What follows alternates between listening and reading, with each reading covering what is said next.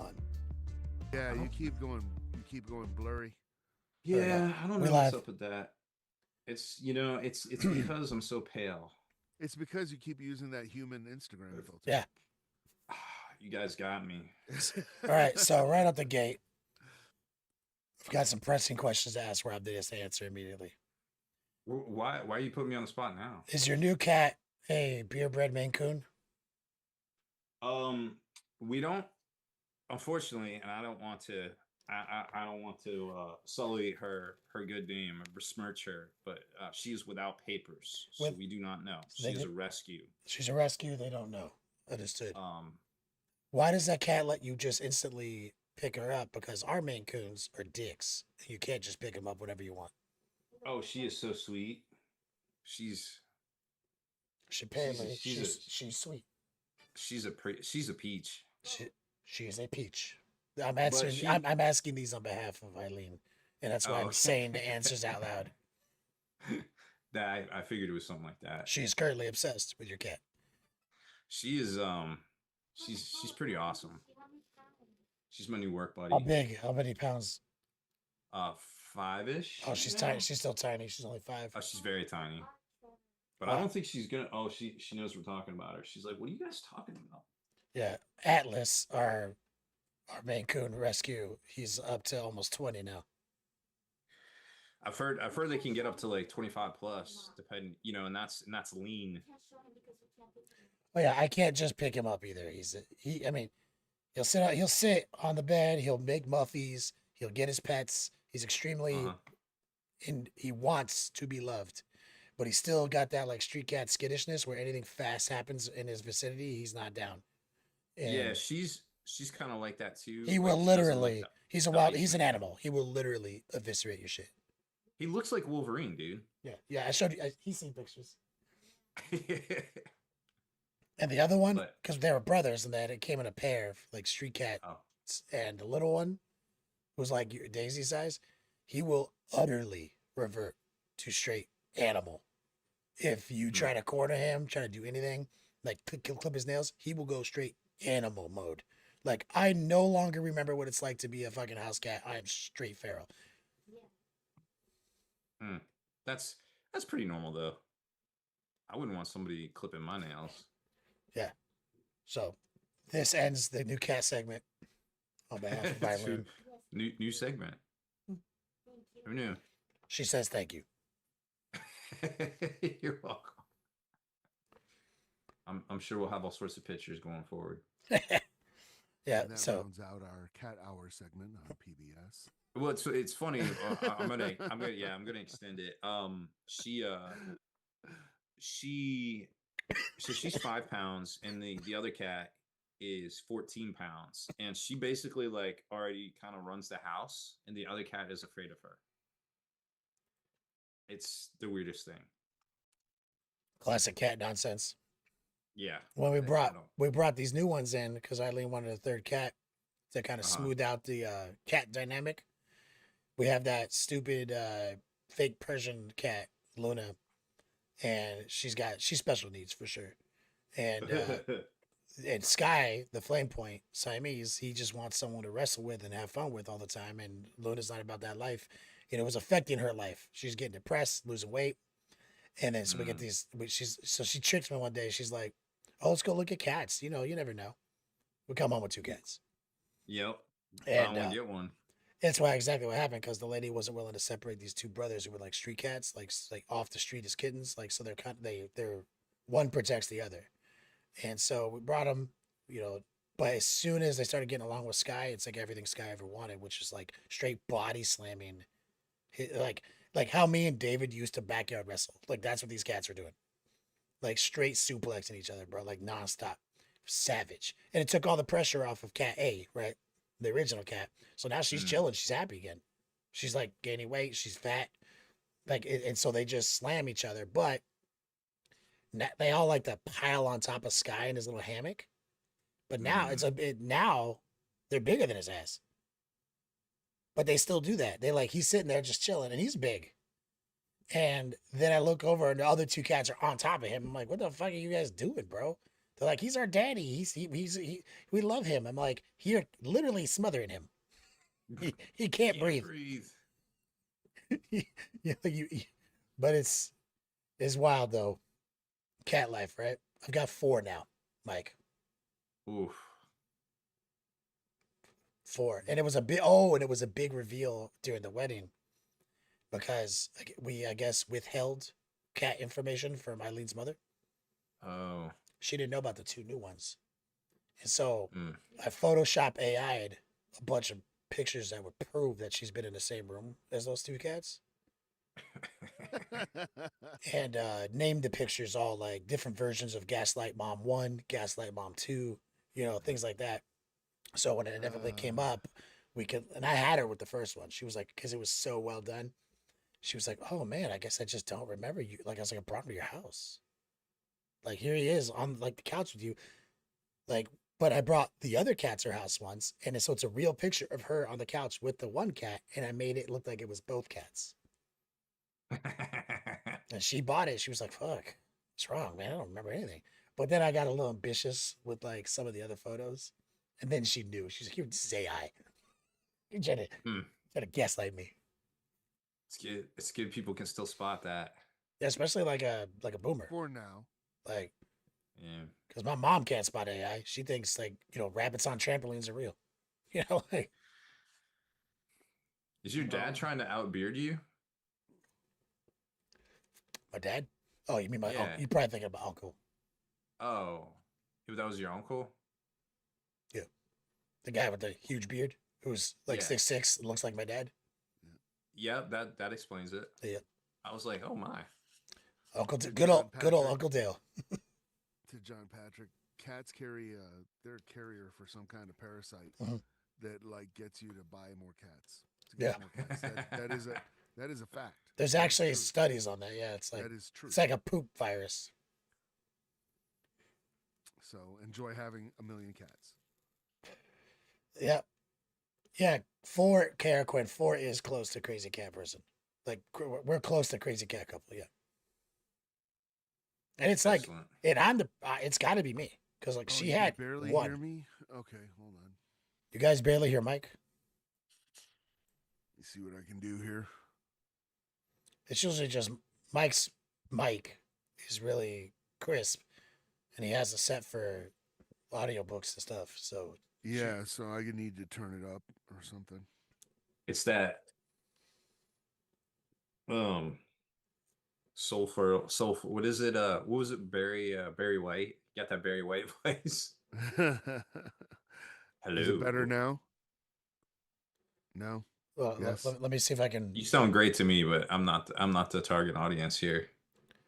Both better now. I'm manipulating levels, and in the live version, if we're out of level, it doesn't matter for the final. But I like to make sure, for sure, that we don't have a shitty experience. Kenny and his technical issues. Kenny likes to keep my mic low so that when I say stupid shit, we can just like deny it. That's not what he said. You missed. That's crazy. Operation Gaslight. You heard it. Uh-oh. You heard him wrong. I heard a cat. So we're back. Last minute cancel last week due to wedding preparations. Now you just ruined my intro. Thanks. So we have last week's show notes. Mm-hmm. I feel like they're good. They are. There's some good talking points in there. Let me just get that rolling. So, guys, it's about 3D printing versus GW Plastic, who's winning the miniature war. I'm going to throw a Q&A prompt in chat for you guys to populate if you feel like it's a topic you're interested in while we start the show, and I will jot those down. That Go Boy does have a good question because I have that question too. Oh, how's White doing? Yeah. It's a great question. Let me text his ass. Probably high off of Ultimate Supply. He's been sending me a ton of Instagram reels today, so I'm assuming he's good. So he functions. Yeah. I still function.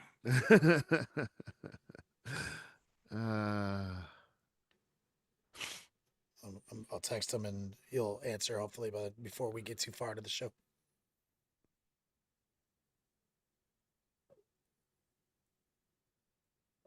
Okay. Just ready to start whenever you're ready to start, Rob. Yes. 1 second. Are The y'all way you excited said for the? yes, you reminded me of the Electric Jesus and THX 1138. Huh? It's like, yes, be well, avoid accidents. That's taking it back. Yeah, it is. But that's our future too. George Could Lucas be. was prescient as shit. Only it won't be an electric Jesus. It'll just be a AI Jesus. Or Buddy Jesus. Kevin Smith is to be believed. Yeah, Buddy Christ. Oh yeah, Buddy Christ. There we go. I'm just getting some news. Question mark. Have you guys noticed how like it's so dry out there for content? Everybody's doing news now. It's great. I love it. Oh, House of Dynamite. You know what's interesting about that is I don't know for a fact, but that might be based off of Annie Jacobson's book called Nuclear War, which was a pretty good book, but she had some stuff in there that was like, at first I thought it was wrong because like she hadn't done enough research, but it was very clear that she had done a ton of research. So I think it was deliberately wrong because of OPSEC. But that was a good book. I had some issues with it because, and I suspect I'd have issues with House of Dynamite. I haven't seen it, but I suspect I would have issues too because they, like she in her book, the nuclear war thing, um, she had some stuff happen that was just plainly dumb. But I was like, if that doesn't happen, she doesn't have a book. Like, you know what I mean? Like, it's like, hey, that would never happen. And it's like if they go, yeah, that let's not do that. That's really stupid. Then the book's over. So I had to like grant her some leeway to go, yeah, that is really stupid, and that would never fucking happen. But if it did happen, but if it, yeah, you have to just go, well, it's like what I if? mean, it's like the plot of Die Hard, man. Like that only happens. Yeah, We're watching like the most perfect. exactly. You're like you kind of have to grant it to them, otherwise there's no story. You're just kind of like, oh. There were little details in it, like the rancher out in California that films the mushroom cloud or whatever and puts it up on Twitter. I'm like, bro, your cell phone is not gonna work. Like that thing's a brick. It's done. Anything with electronics is over. You know, it does So, work. Well, maybe he kept it in a ammo, crate. My dad's, yeah, if you're to believe my dad, his Faraday his cage. his Yep. his tube ham radios will still work. Yeah. The tube ham radios might actually. They might. Anything with a transistor in it is over. Yep. Yeah, Dunskies.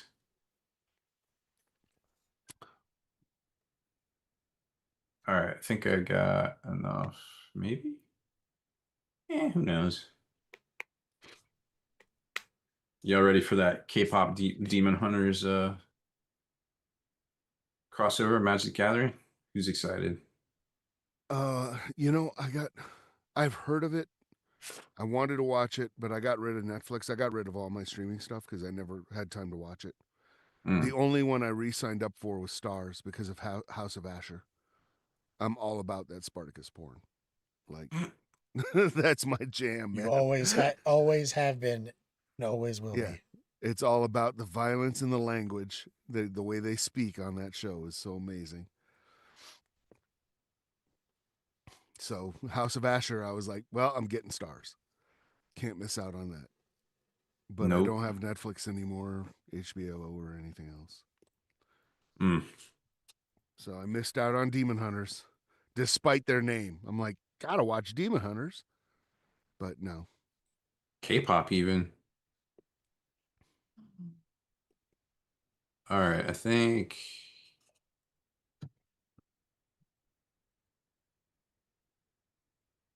we got everything here. All right, yeah, let's do it. We're only 20 minutes late. It's fine. This is fine. It's all good.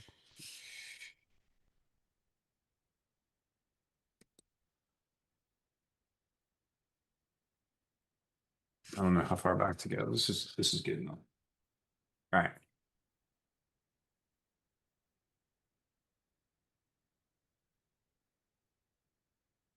Can we get a number on Rob's open Chrome tabs? Ah, I know how many. It's maxed. Go ahead and go ahead and let me know. I'll tell you. It's maxed. It always is.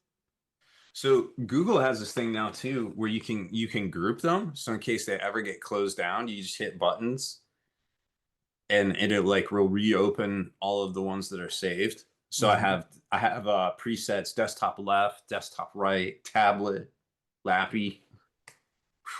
you know about the groups you can make in the tabs, right? Oh yeah, that's just too much. I don't think I got that much power. Yeah, his like 80, his 80 like 40 per. his like 4080 super is maxed out with just tabs. I'm gonna start melting down processors here if I get too much more crazy.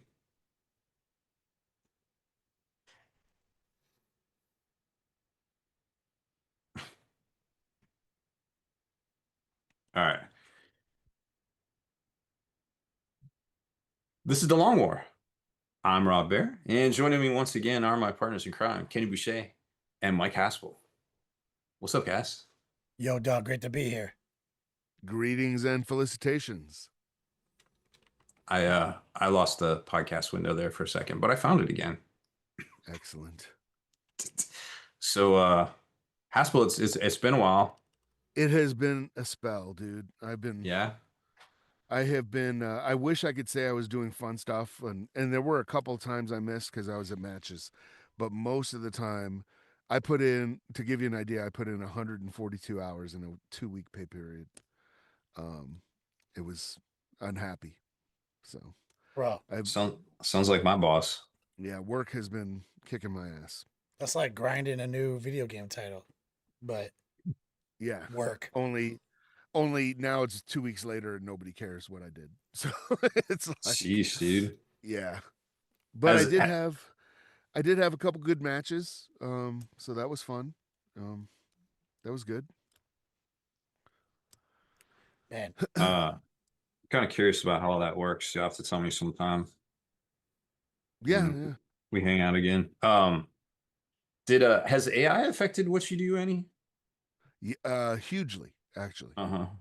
Because that's one of the reasons I can't get help is people do not value writers anymore at all. So they just say use ChatGPT, like quite literally.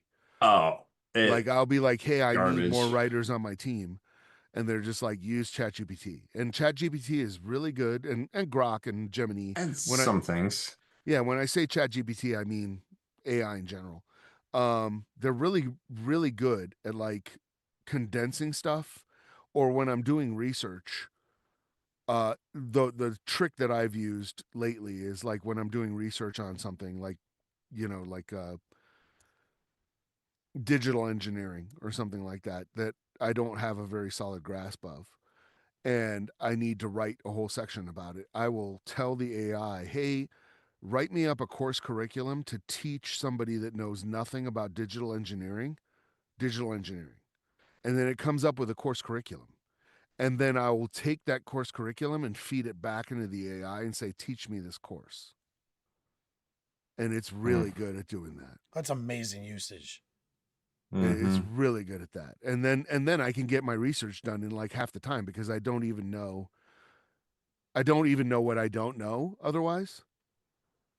So by having the AI teach me, then I actually can ask questions that are like, hey, what you just said there, I don't know what that means. Can you expand on that? And it's really good. And then when it starts saying some crazy stuff, you take what it says and put it into Gemini or whatever other AI you're using, and you say, hey, can you validate this information? And usually about 1/6 of whatever the AI put out was wrong or made up. Oh yeah. I would say it's higher, personally. Yeah. It makes stuff up. Even when you give it, one of the ways I get rid of that is I tell it it's okay to say I don't know. Because otherwise they'll just try to please you. You know what I mean? They'll Yeah. try to give you an answer, and even if it's wrong. So Yep, it's the bads. JP Morgan just announced, I think it was recently, yeah, maybe sorry, man. yesterday, the that employees can do performance reviews in there. It's not for like salary decisions, but and obviously what the evaluators submit is they're responsible for, so they got to proof it and stuff. But I guess it was a big thing about how AI hasn't actually increased productivity at all in corporate. And I personally think if anybody cares, being on the ground floor of this and seeing it adapt and change over time, I think it's going to.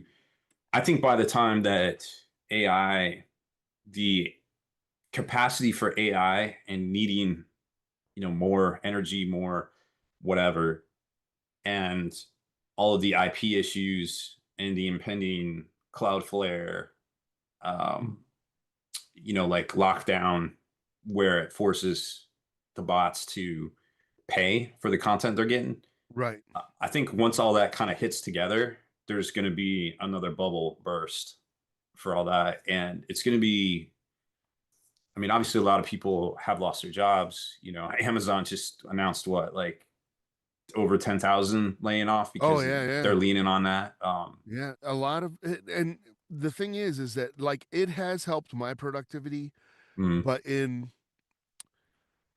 only very certain ways. Like right. if I have a bunch of data I need to put in the table, that would have taken me like all day. And Hmm. so I can just go, hey, put this in an Excel spreadsheet and have the columns be this. Have you know what I mean? Make the X this, the Y this, and just do it. And it'll do it in like 5 minutes. Now, granted, I'll have to correct it several times. I'll be like, you're wrong here, or whatever. Yep. And then I still need to double check it because it's just making up numbers half the time. Um, but it's actually it saves time there. But like there in my other job, there have been instances where people where people who have been very prolific, and I won't call them out by name, but Mm. people who've been very prolific have put out books, and in the books, the prompts Are for still in the book. are still in the book.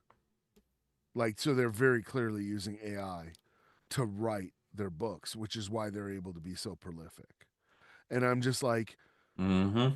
and this is my opinion, but since 2012, I think we've seen a sharp decline in content quality.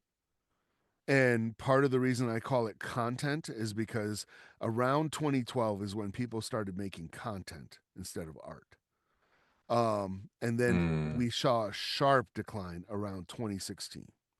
Oh, for Around sure. That's when all around their 20 algorithms kicked in.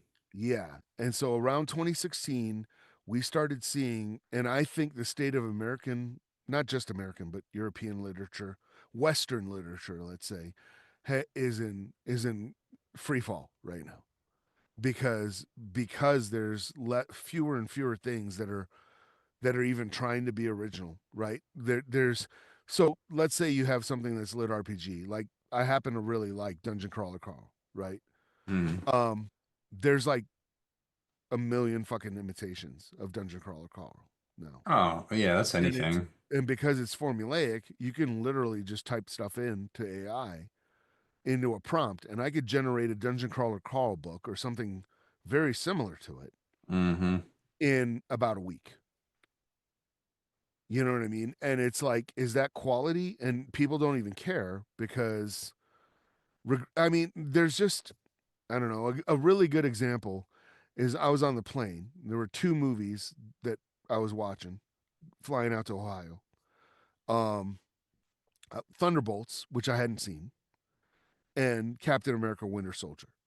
Mm. And one of them was one of the best movies I've ever seen, and one of them was garbage. And I'll let you decide which one was which. And also when they came Uh-oh. out. What's that? And also when did they come out? Exactly. It Exactly. probably correlates to your Hmm. dates that you previously mentioned.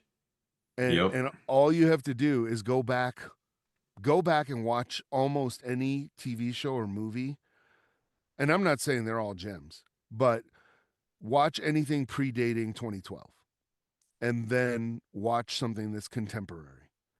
And you will see the drop. And I don't mean like they don't all have to be masterpieces. You're not comparing Breaking Bad to some, throwaway sitcom.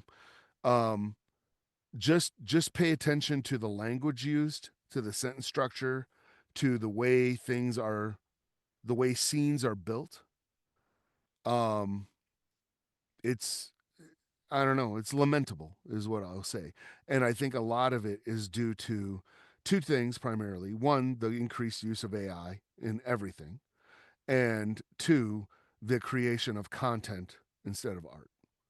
Like if you want to like pick something, it's like, well, like the Marvel stuff, when the MCU first came out, right?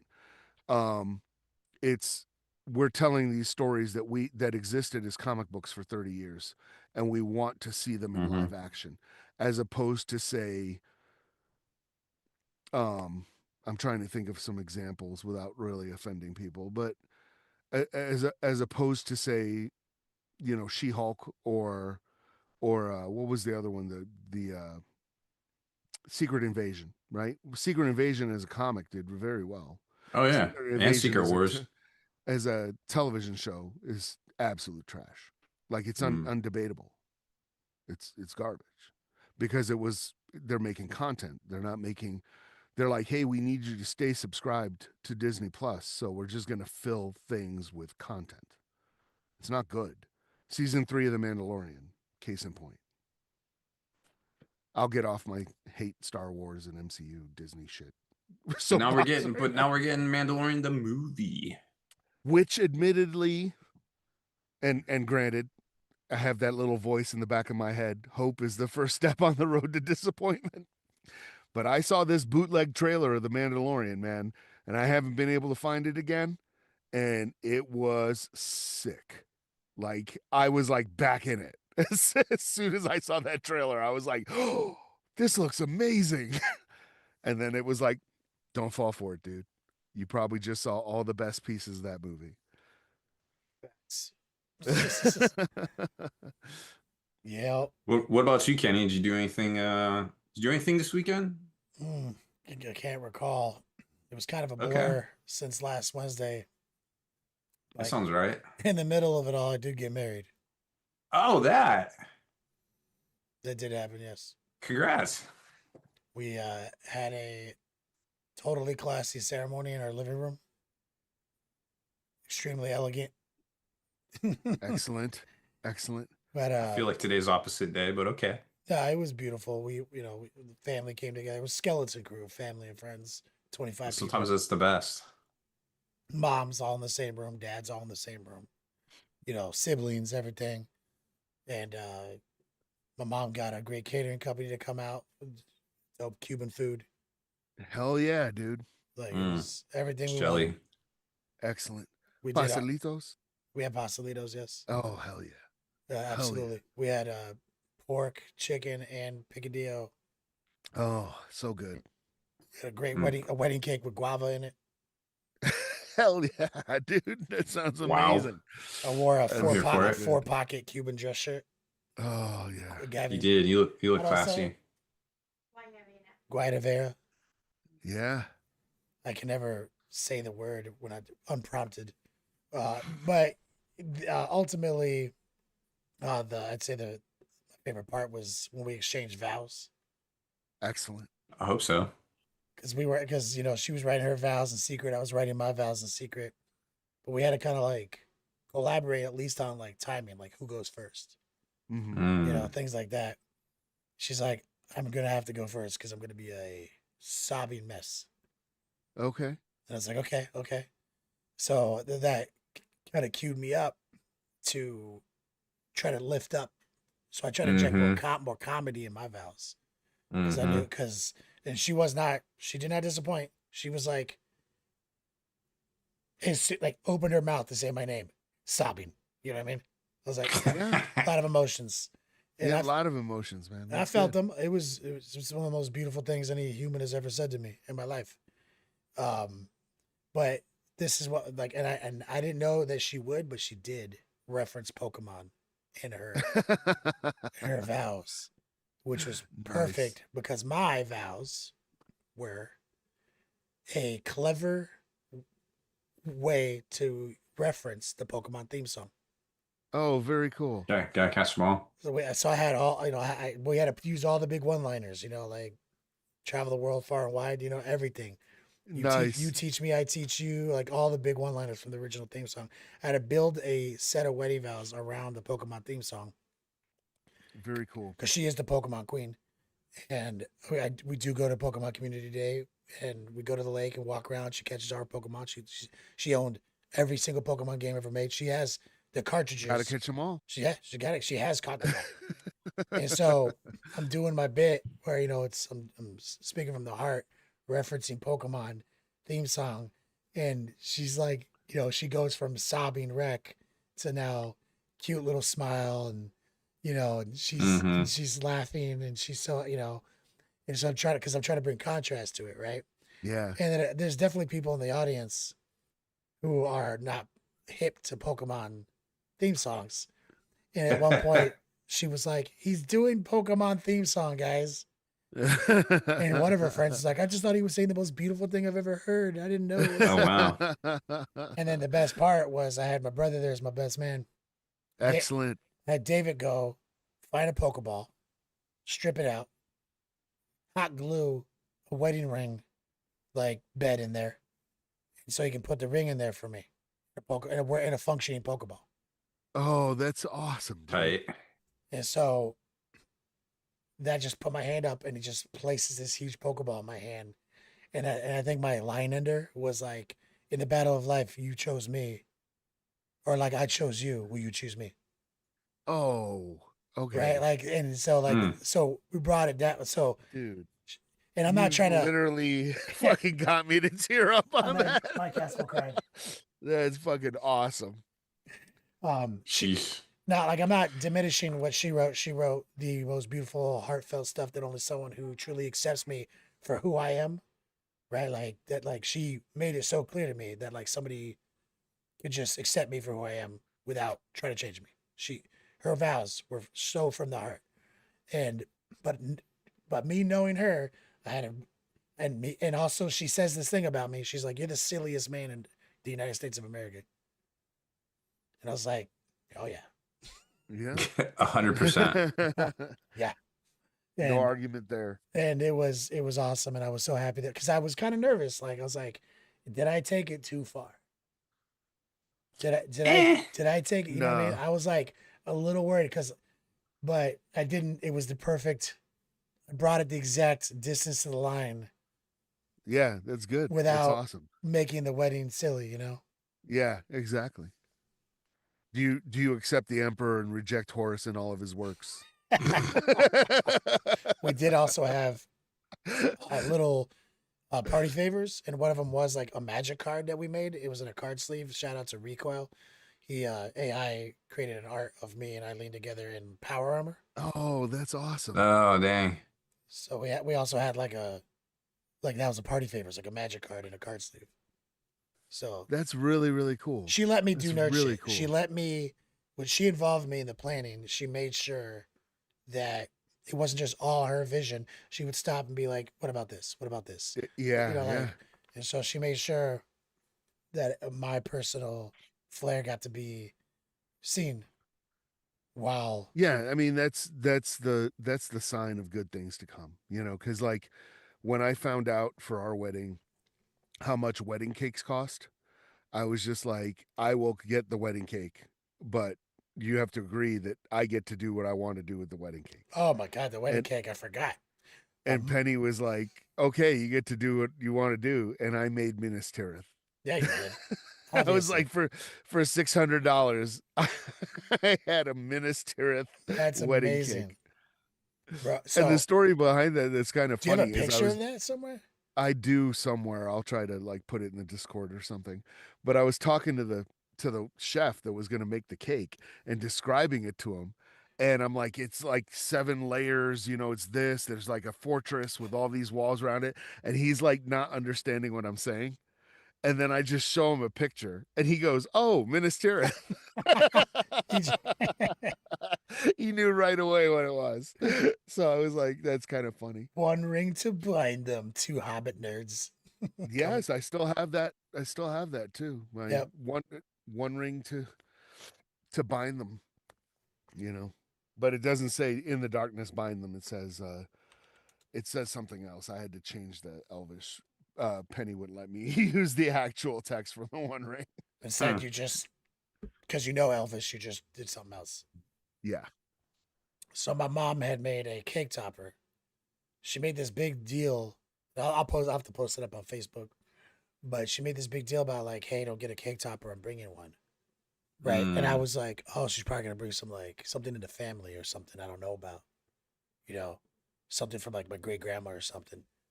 And so that's the mentality I had going into this. Mm-hmm. What she brings is this custom made cake topper of a dude dressed exactly like me. Right? My orange flip flops, orange, like everything. Like everything looks like me with a beard and everything. And I'm holding a mermaid who looks just like Eileen. Oh, that's sick. Because her favorite other thing is Little Mermaid, and we recently went to Animate Orlando, and she got Jodie Benson's autograph and everything. That's so, sick. So I was like, "Are you fucking kidding me right now, Mom? Like, I thought you were gonna bring some like old busted, Yeah. like family heirloom. You went got a custom." And she was worried that it would be too much too, and she should have showed it to us in private. She was like, "Just make you guys can say no. It's okay, bro." Like, Yeah. I was literally at the time she showed it to us because I wasn't dressed for the wedding yet, wearing the exact fucking outfit of the guy in the sculpt, right? Like, I was like, "Get out of here, Mom! It's amazing." Like, 3D. That's right, 3D printed cake toppers discussion. Yep. That's right. Oh yeah, Recoil threw up a whip of the card he made in the Discord Where? for anyone who's Oh, listening. sick. okay. For Okay. anyone who's Yeah. listening So to the I'll go podcast. check that out. Yeah. If I get the picture of the Minas Tirith cake, I'll throw it on there too. Yeah, for sure.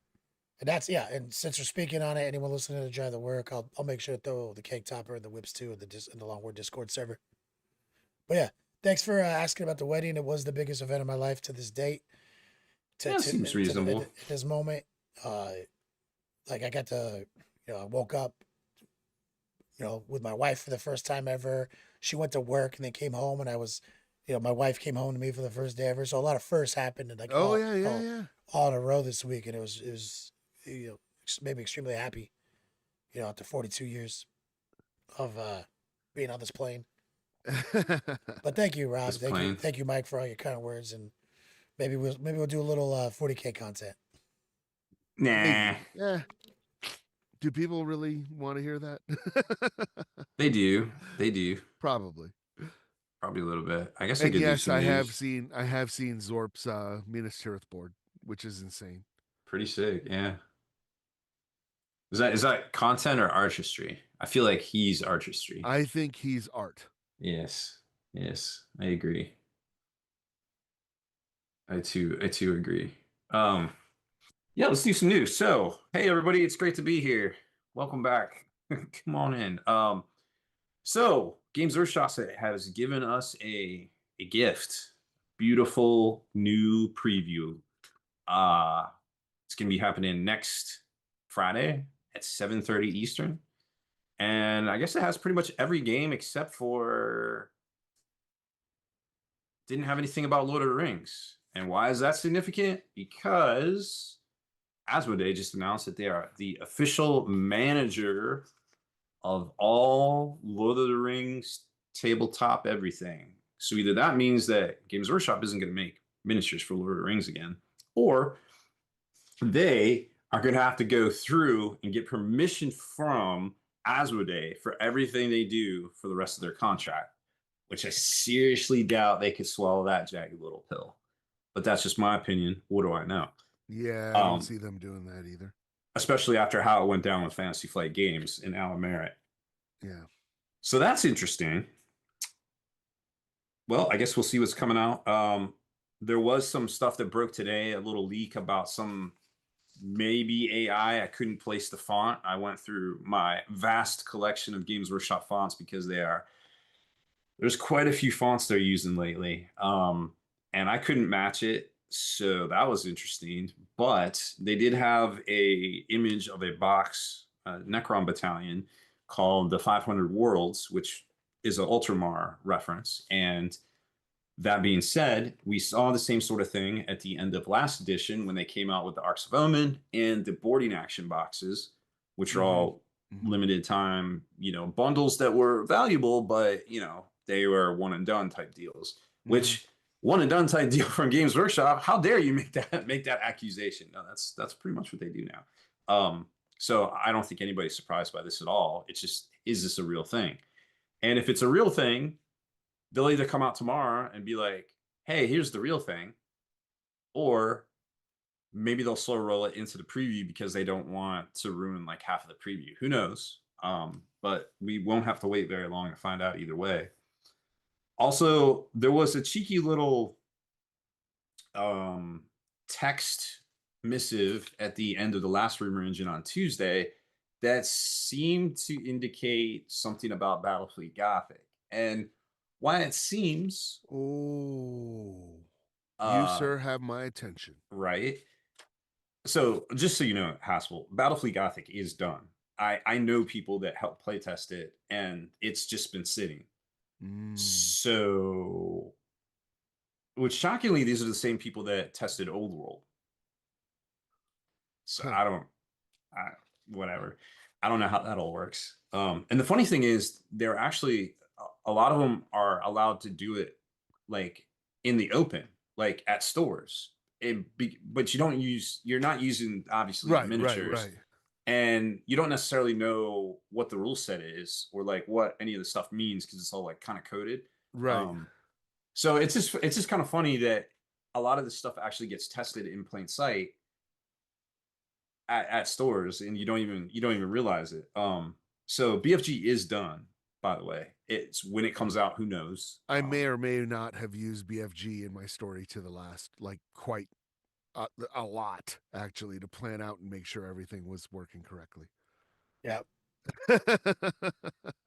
It's I mean, people, when you go back and look at the price, actually don't go back and look at the prices. You'll be sad. And that was only like 25 years ago. Well, I just said 25 years ago. But yeah, exactly. Yep, never mind. So there was some cheeky little text, like a transmission at the end of the rumor engine, which it could be innocent, but it could be not. We know Games Workshop doesn't waste their time unless there's something to it, and they kind of jump scared everybody with the whole Leagues of Votann reveal that it wasn't an April 1st joke. It was actually real, and we see art, we see things in art, and then all of a sudden it's an actual miniature. So I wouldn't be surprised if we start seeing more about this. I don't know if we'll necessarily see a reveal next Friday, but it's definitely on the radar. Remember, stuff like this usually gets released on Black Fridays. I'm not saying Battlefleet Gothic will get revealed or even released this Black Friday. I would say it's probably still kind of far off, but it's just really interesting to see how it all lines up. So lots of action today, to be quite honest with you. On the hobby side of things, Monument Hobbies revamped their Pro acrylic intro set to kind of be more user friendly, and it comes, I think it's 12 paints. There's a wash in there, which I love. Their black wash stuff's great. I use that and their transparent white for all my slap chop. Oh, and the transparent black stuff's great. Honestly, you could use the transparent white to airbrush with. It's so smooth. I would definitely recommend that. So that's really cool to see. There is a whole bunch of other. I mean, there's so much paint on the market, y'all. Like, who are we kidding? Vallejo announced their True Metal Metallic series that you can get in 4-packs. It will be out. I think the pre-orders. There was only one place I found in the States. It's coming out in December. It looks like here.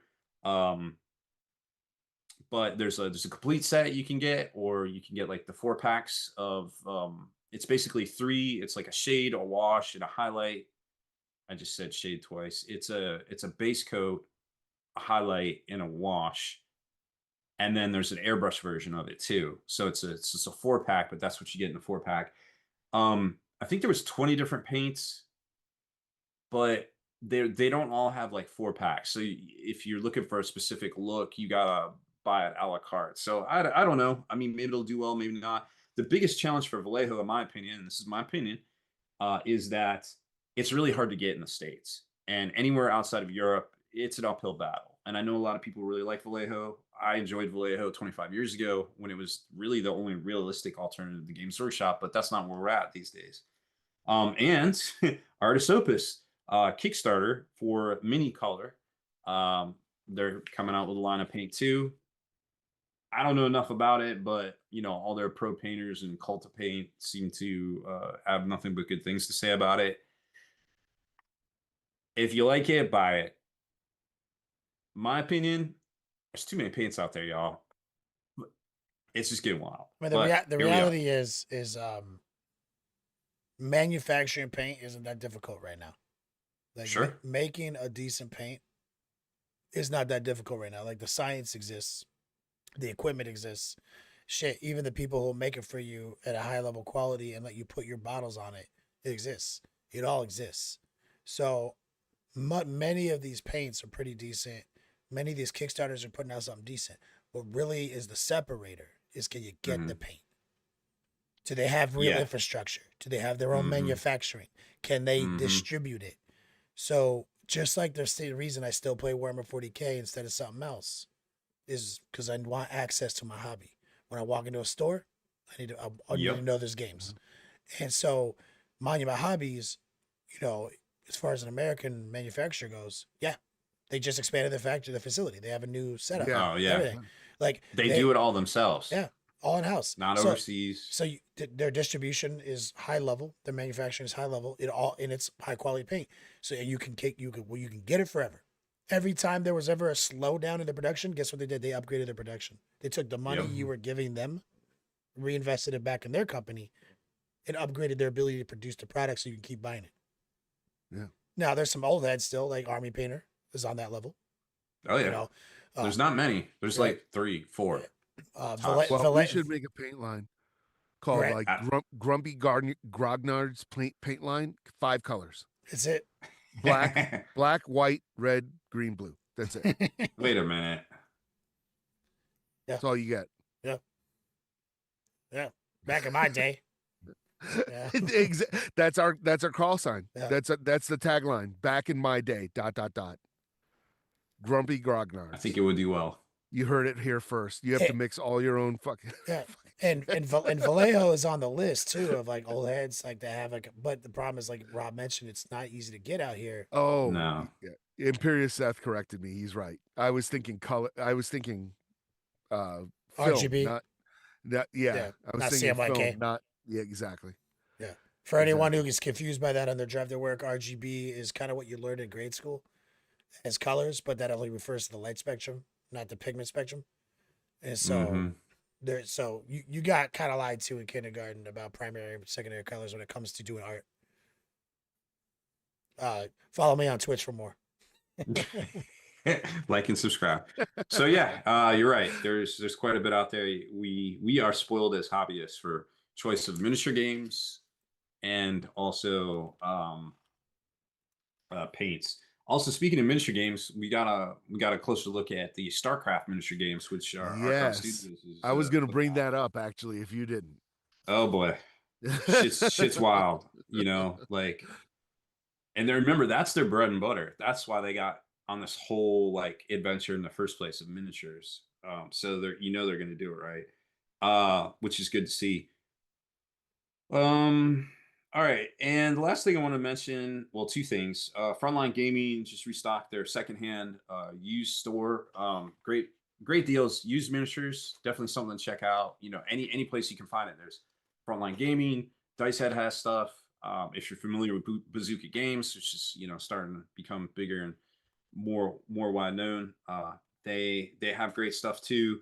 And I think Warfire out of Florida has great used selection. And there's, of course, lots of folks on Facebook and things like that. Did you that just are reference into it. Bazooka Games? I did, yes. I just had a phone call with Andrew the other day. Oh, there you go. Like, I know that guy. yeah, you're familiar with the man. Yeah, no, yeah, Bazooka Games is become a straight fire on the scene. Like, It's true. yeah, they're actually our vendor for bourbon and bolters, and they're like Oh, okay. they're the reason we have game tables and stuff. Like, so Oh, like, dope. yeah, Sick. so it's like, yeah, Bazooka Games is incredible, man. Like, anyone listening to the podcast, that's just a personal endorsement. That's not a paid ad, nothing like that. I'm fortunate that they're the local store here. But they there's a lot of folks that mail order from them that I interface with, and they're very happy too. And it turns out if you just do shit the right way, shit goes in the right direction. It's not rocket surgery. It really isn't. So Let me there's lots of options out there let for me used interject miniatures. real quick. Sure. Circle back one moment. Let's go back to our back in my day paint line. Walter Yeah, Garvey came up with another tagline: I'm listening. "One thick coat." Oof. I love it. I love it. Fucking- That's amazing. I think we've definitely all been there. Oh, we got it done with one thick coat, 5 paints. 5 paints, and then we'll give you like some dish soap and like some Minwax. Mhm. That's how you can make your washes. Yeah, future floor wax. All right, sorry, Rob. Continue. No, that's fine. So use sometimes is the way to go. Obviously, in the meta grind out there, or if you're just looking to pick up a sweet deal, you never know what you might find. I mean, I've scooped stuff out of the, it's locally they got stuff in the display case at Bazooka, and it's sometimes you walk in and you're like, hey, I want that. So that Yeah, always works trade out in. well. Used trade-ins is so sick. It's like magic card singles. It's good money for the store. It's good equitable value. for all parties. Oh yeah, for 100%. And I did want to mention too. I don't know if I talked about it before, but I got the Frontline Gaming, the portable game table, and it was just kind of a little bit of a lark. I reached out to Jake and I was like, "Hey, you guys don't have these in stock. Do you have it? Do you have like a used one? I just need one for this room." He's like, yeah, I got you. And he sent me one, and I was like, I didn't know what to expect. I was like, all right, I'm sure they tried. This was kind of what I thought. And and I got it, and I was genuinely impressed with this product, and I still am. It's very well designed. And they got them on pre-order right now. They're doing another batch run. They'll be in like a week or two, I think, if not this week. I haven't checked. Very, very good product. If you need a portable gaming table at your house, it's exactly the same size as 40K. And some folks have been like, where do I put my casualties? I don't know, man. Figure it out. Like Back you in got my a table day, in your I scooped them house. into a shoebox. Yeah, I'm like, if that's all you got, that's not real. Like, stop. So I've been very impressed with it. I can't say enough good things about it. It's not a permanent solution. If you want a permanent, bespoke game table, there's solutions out there. We're actually going to be Be an adult, go make one.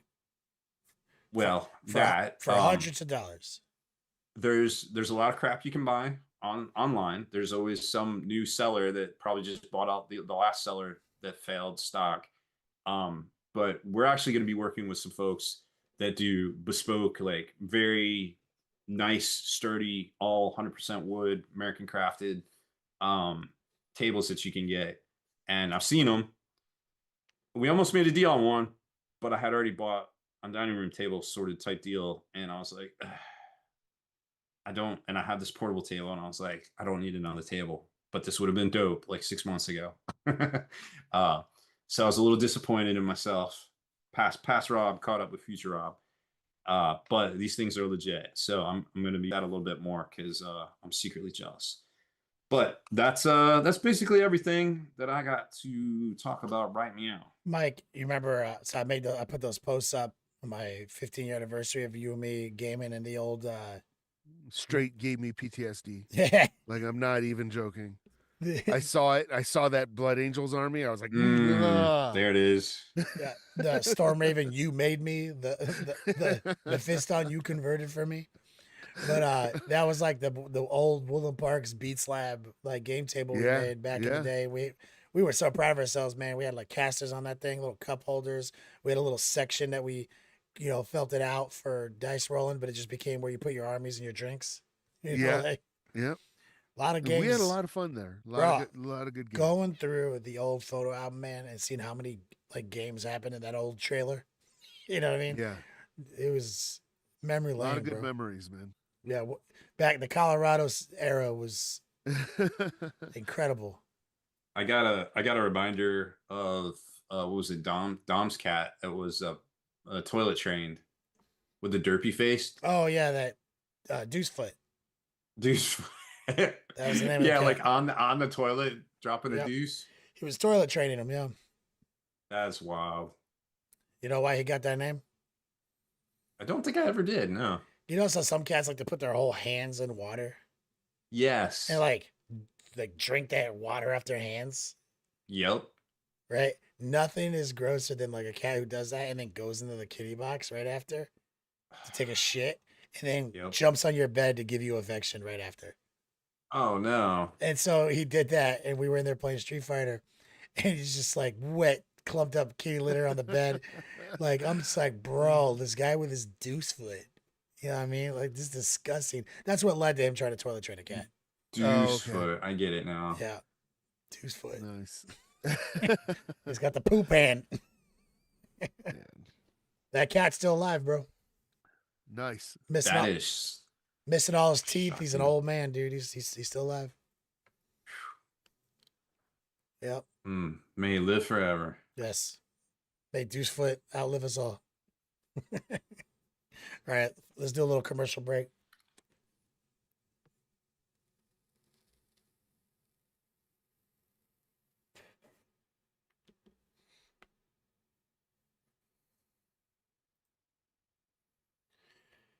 And we're back.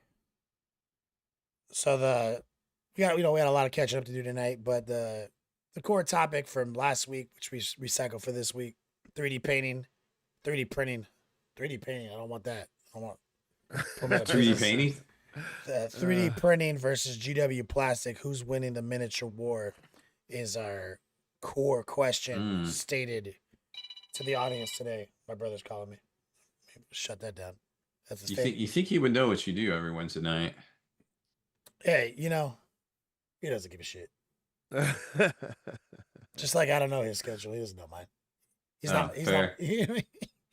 But so core debate, which I think we've talked a lot about this, but let's just kick it off. Let's send it over to Haspel for the first core debate talking point. Has 3D printing quality really caught up to Games Workshop plastic kits? Where does it fall short, and has it already surpassed GW? I think it has surpassed. I don't think there's any question about that. I think where GW still shines is by making essentially 3D puzzles that go together. You know what I mean? Whereas like the 3D printing stuff, at least the stuff I'm still looking at, tends to be like a mono build because they can get away with that, or maybe 2 or 3 pieces. It's not a kit. You know what I mean? So it's not the modeling aspect that GW is putting out is also feeding into that jigsaw puzzle kind of mindset. Whereas 3D printing is not really doing that. And to be very honest, if I hopped on Etsy rather, and bought a 3D printed miniature and I got a kit, I would be kind of pissed off because that's not what I want from 3D printing. If you have to send it to me in multiple parts because of shipping or whatever, then that's fine. But I'm not ordering a kit from you.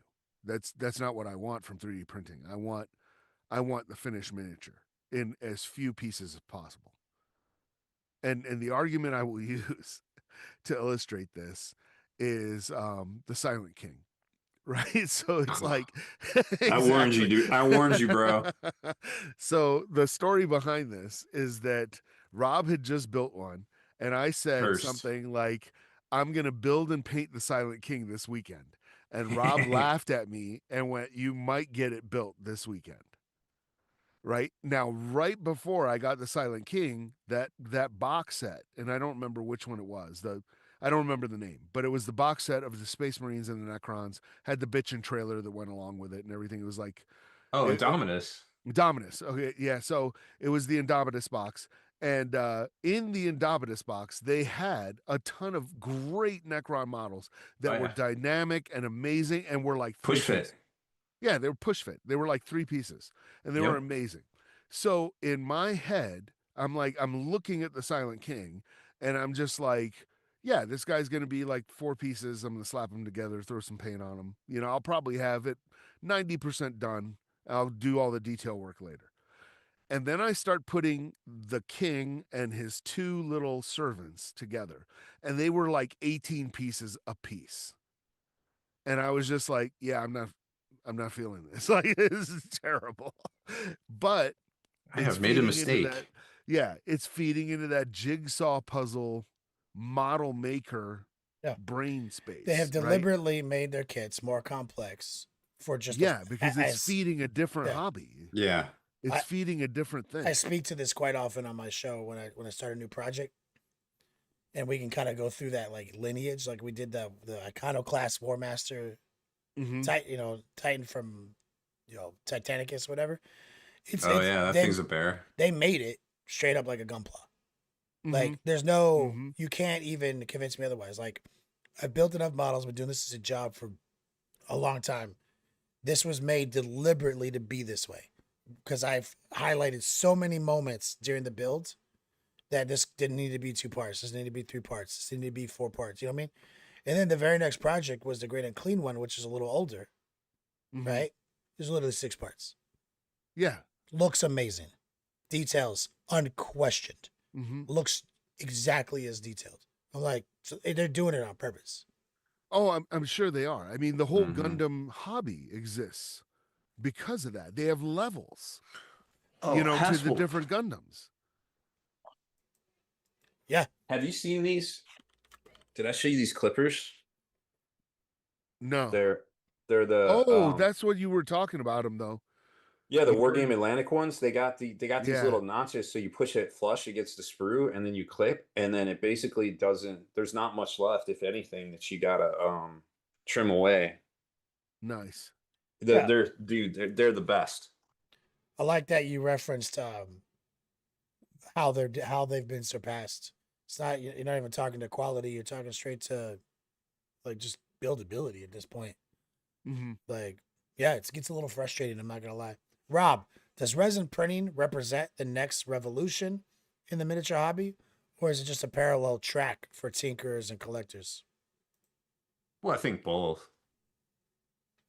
because you've got folks that were never going to buy GW kits that now have an accessibility, so they're going to buy something else, like maybe a book or something outside of the miniatures hobby. But then folks in the miniatures hobby, like for instance, I was putting together the new Terminator, the new assault Terminators, and I realized that they give you all the arms for everything. All you need is extra shoulder pads, and that's it. So obviously, I'm going to, if I don't already have the files, I got to look, just print up Terminator shoulder pads, something comparable, and boom, and I'm going to have magnetized my assault Terminators because I've played enough 40K to know that sometimes I'm going to want Thunderhammer Storm Shields, sometimes I'm going to want Lightning Claws, and that's just the way it is. So I think as a supplement, it's great because I know that if I don't have somebody's designs that I made a deal with, and I can just get them printed, I'm gonna go and find it from somebody else that sells it and just buy a set of whatever, and then I'm done. I've got both. I got my new Termies future proof done. Side question. Now we know resin is the high quality version of the market, and Hmm. that's the only thing at this moment that we can even have this discussion about. quality wise? Do you think plastic's going to catch up to plastic printing's going to catch up to the quality level for miniatures? I think resin's already there, to be quite honest No, with I'm you. not talking resin. Like we already know resin is. Resin's the Mhm. only conversation we can have. But is plastic printing going to catch up? The filament printing. I no. Oh, Oh, flip. filament Yeah. printing. I Okay, mean, here, yeah. let me show you this. All right, so hold on. I I, I don't know that much about 3D printing, but I know what I see when I see filament versus So resin, and I would say no. I've seen some stuff that's billion times better than it was a couple years ago. Hmm. And I'm so wondering if what there's a threshold, like we just can't get any better. this is obviously a not a space marine bolter, but um I mean, this is very smooth. Like it's only a matter of time before this quality gets shrunk down. Now this is the bolter holder.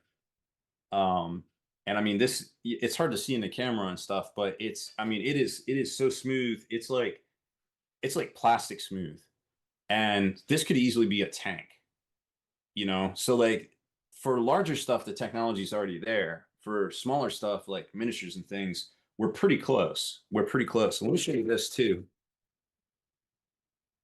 Yeah, Uh, that's been my experience too with larger stuff. I've been seeing it get really close, but not smaller stuff, so obviously. Haspel doesn't like kits, but this is basically the parts for a night defensor. Um, on sprue, but the technology now with sprues, it's three parts. You got the plasma, the whatever, the Volkite or something, and then your shield generator up top. But look how easy this stuff just pops off, and there's no nubs or anything on it. Like I can pop this off with my fingers. I could have this like desprued in like seconds, Yeah, isn't and that the then stuff that you told me just to put in the hot water for like a second? oh no, this stuff's like light years past that. This is a completely different material, and it gets better and better every year. Like Is that resin? there, yeah, this is resin. Yeah. So the question is just answer. Like, do you think that the filament's going to catch up? I think yeah, I think soon. And If do you on think smaller do you think it'll eventually replace resin? it depends because it's the physicality it's like the actual physics of it because you have to have a bed. You have to have a you can't really have undercuts. So it's never going to be the same unless you do a lot of work with like they call them trees, whereas like resonant supports, but the trees you can have material that's like easy break and stuff like that, and but then you got to have different filament rolls in your printers, and it turns into a whole thing. It's not super great for production. It's more for like one offs right now. So I think it's always going to have limitations. And as long it'll be always be great for terrain and larger kits. I think the detail will come down to be comparable at the miniature level, but it will never be the miniature level because you always have to have a flat. The bottom always has to Because of the be on a way it bed. builds its layers is different. Right. So that's the problem. Makes sense. It you have to do a lot of extra work, and remember, your resin files are never going to print on FDM, and vice versa. Yeah, It has to be completely designed differently from the ground up. makes sense. I got my man Captain Banhammer. He runs a company called Battle Ready Boxes. He's in chat. He said the same thing, and Oh yeah. he actually printed up some Latte Clan dice boxes for me for the month end through on Halloween for Uh October, huh. and I've been seeing a lot of great filament printing lately, and that's why I asked the question. I was like, this is better than I remember. Is all I'm saying. Like it's It's so. great. Thanks for the information, the update on that. Let's ask one more, and then maybe a couple Q&As before we get out of here. Haspel, what's more impressive, a perfectly printed 3D sculpt or a GW multi-part kit engineered to fit like a puzzle? How do the design philosophies differ? Ooh. Um. Well, entering the phase of hobbying that I'm entering now, which is like I'm not building armies anymore. I'm building a kit, or I'm Mm-hmm. building a single thing. So it's like I think a really impressive single miniature is probably more impressive because I don't have the time to assemble the kits anymore. This is all to me, right? It's all tailored to me. So I don't have time anymore. So So I I don't asked have you. time to assemble stuff. So if I want to paint something, I need it to be done and ready to go. And I want it to be a piece of art that when it's done, I can display it. It can stand alone. You know what I mean? Because it's like one Space Marine is really cool. You know what I mean? It's not the But same though. where Yeah, where the Space Marines look awesome there's a is when you squad. see an army, Yeah, right? You see an army laid out, you're like, "Oh man, that's amazing," right? But I'm like now leaning towards bigger scale stuff. I'm leaning more towards garage kits. you like That the that old kind of days. Yeah, scale, the old days, Mm-hmm. where you have a statue that's maybe 12 inches tall, but it's highly detailed, and that's what you work on. Yeah, gravity's a I theory. have Yeah, some other thoughts, he but he said easy to build speeders, bro. When we went through our land speeder phase, getting the easy to The build land tops. speeder was like the goat. yeah, The incomparable, bro. Like, Bro. because I ended up with 9 not easy to builds, right? And no, like 8 and then 1. And I built the one first, thinking they're all like that. It was the biggest nightmare of my life, dude.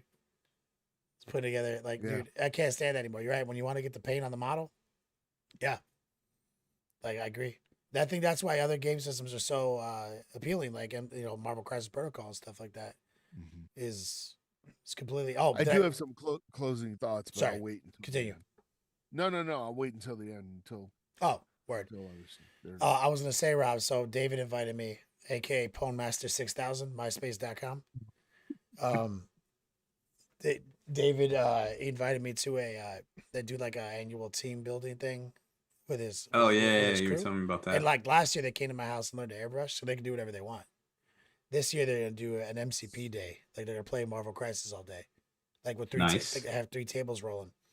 And he's gonna do it at his the like this Hampton Inns that he stays at in Orlando, because they can fly in for it. 2 of the team members are in Florida, so he invited me December 5th, all day MCP with the What team team. you gonna be? I don't know. I never played it. But one of his team members, because when they came, and the Ray's Academy, like Ray's Holdings, their liquor distributor, they have Twisted Tea, right? So that's where I get all my Twisted Tea merch. Right. And they never even drank it though. And I had it in my fridge, and I was like, bro, gotta get a Twisted System. And I showed them a couple of hilarious YouTube sketches about Twisted Tea, and now they're obsessed. That's all they drink. And now there's a Twisted Tea whiskey. Hmm. Mm. I don't know about that. And so they're like, if Kenny comes, we're bringing the Twisted Tea whiskey. David got I me. mean, you gotta try it at least Yeah. once. David got me a Twisted Tea ice bucket, Twisted Tea cowboy hat, Twisted Tea t-shirt, and he's trying to get me like a dozen of those. Oh, and sunglasses, like Macho Man sunglasses. He gets me all the merch, dude. Epic.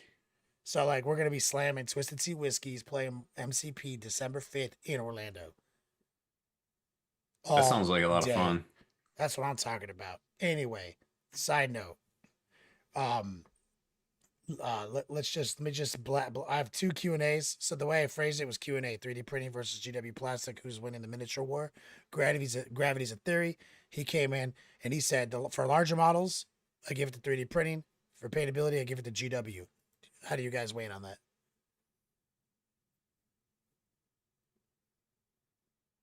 Mm, I, I think resin uh for miniatures you can get resin that's better than GW. I mean the print itself, not necessarily the Paintability. design.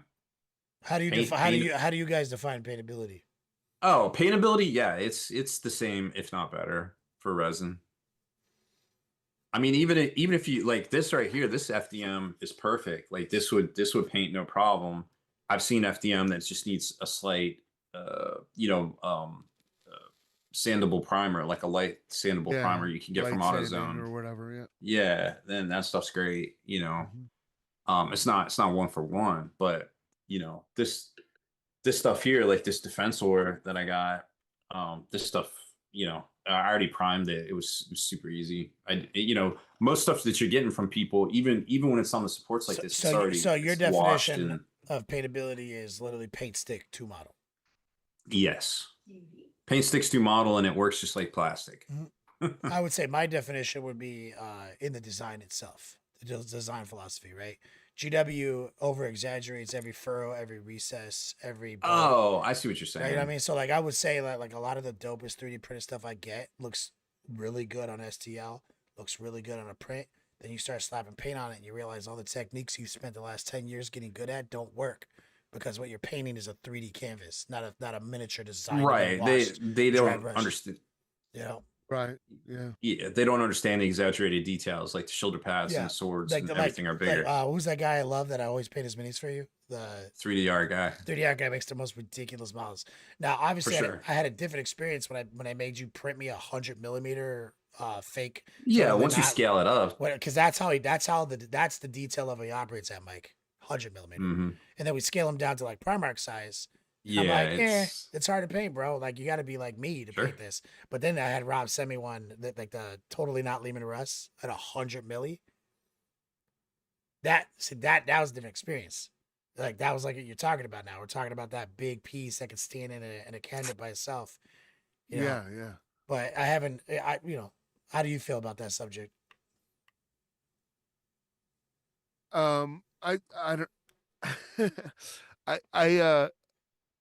I like the GW stuff better because of what you said about I learned to paint on D&D and GW miniatures. So all the techniques I know work best. Like I'm an artist when it comes to painting miniatures that are made to be painted with those techniques.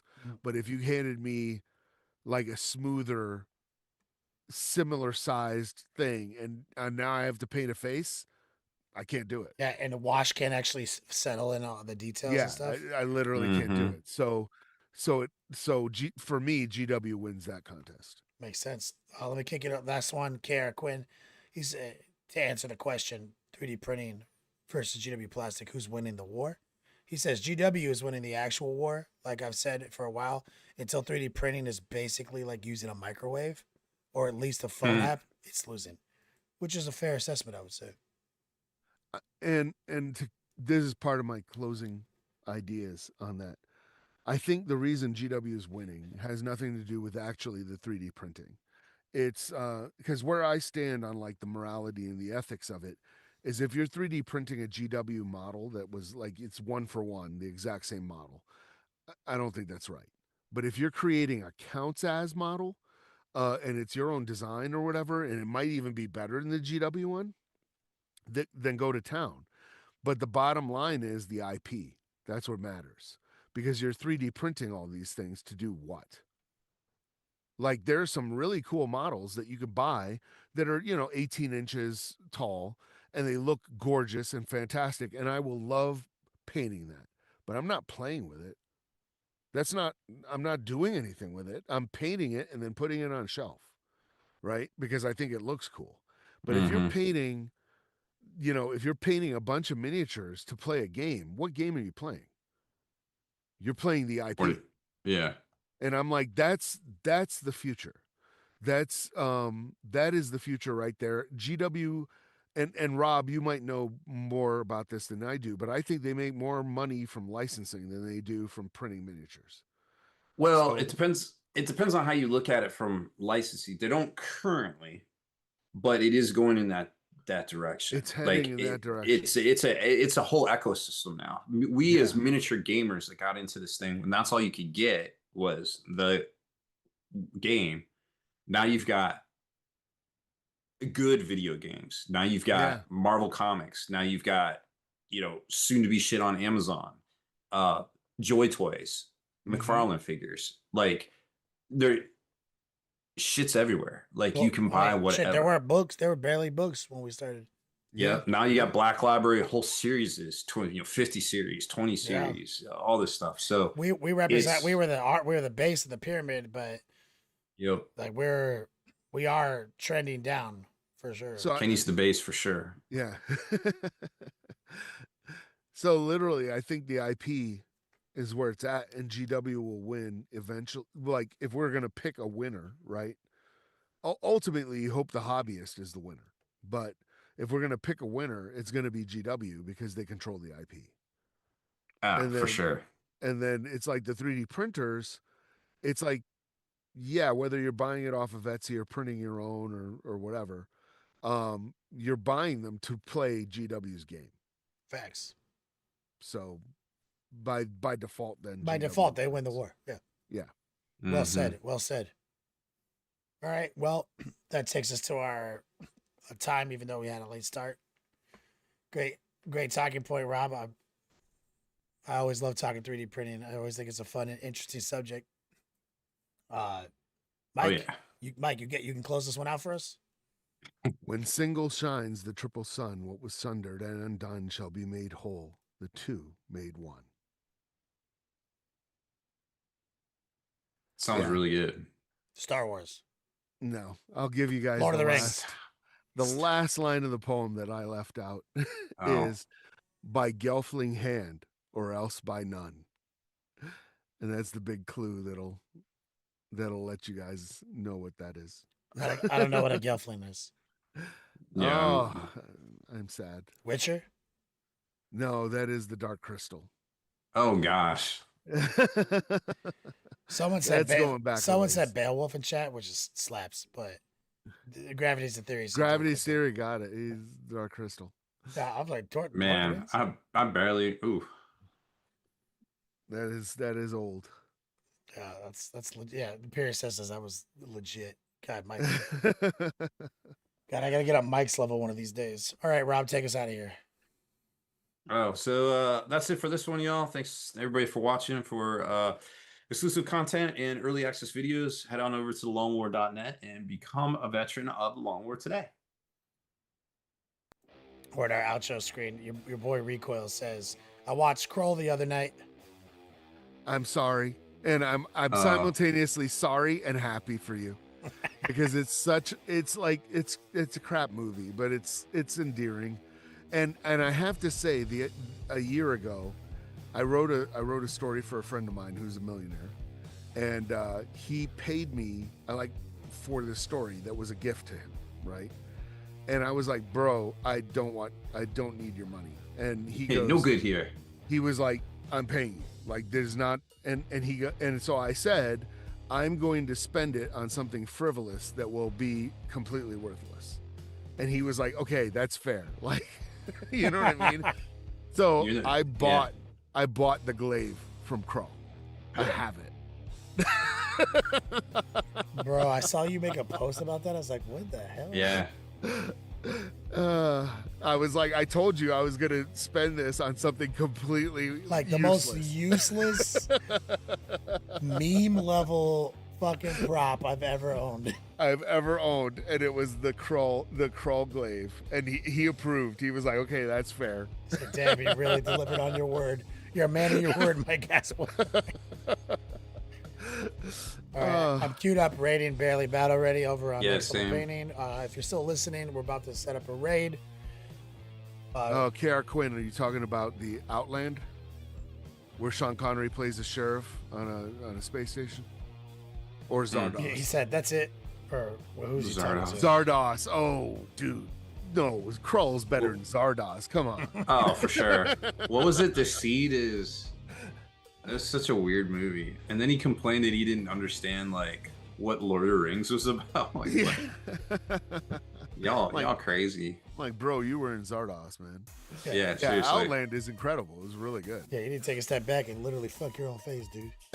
You're the worst movie ever made, dog. For sure. All right. My raid has been deployed. It's battle ready. If you're still watching and you're on the YouTube market, hopefully we'll see you guys on Twitch one of these days.